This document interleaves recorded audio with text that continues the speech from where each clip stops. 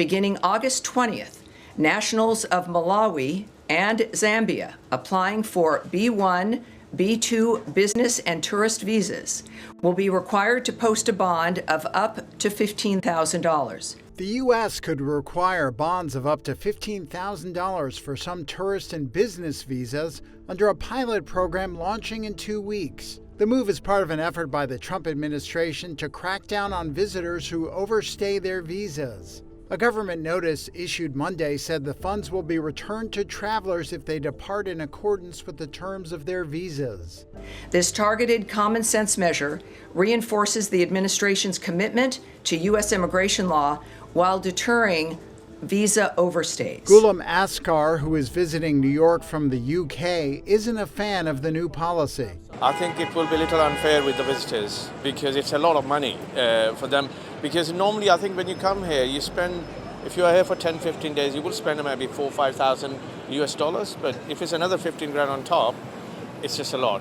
The program gives U.S. consular officers the discretion to impose bonds on visitors from countries with high rates of visa overstays, according to a Federal Register notice. It also said bonds could also be applied to people coming from countries where screening and vetting information is deemed insufficient. Jeff Freeman, who heads the U.S. Travel Association, says he is concerned the policy will serve as a deterrent for people considering visiting the U.S. I'm not worried about keeping out the traveler who would overstay their visa.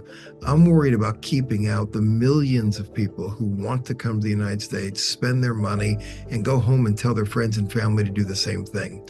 If we lose those travelers, if those travelers choose to go to other markets, our travel trade deficit will grow, our small businesses will suffer, and the U.S. economy will take a hit. President Donald Trump's immigration policies have led some visitors to skip travel to the United States. Transatlantic airfares dropped to rates last seen before the COVID-19 pandemic in May, and travel from Canada and Mexico to the U.S. fell by 20% year over year. The new visa program goes into effect later this month and will last for about a year.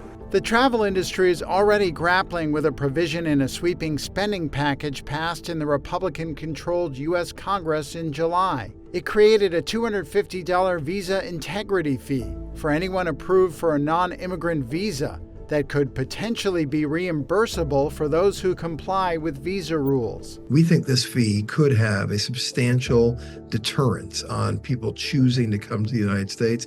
It ranks the United States number 2 in the world in the most expensive country to get into from a fees standpoint. That's before you already get into the country that has a strong dollar and is already cited for its high costs as a reason not to come to the United States. The $250 fee goes into effect on October 1st.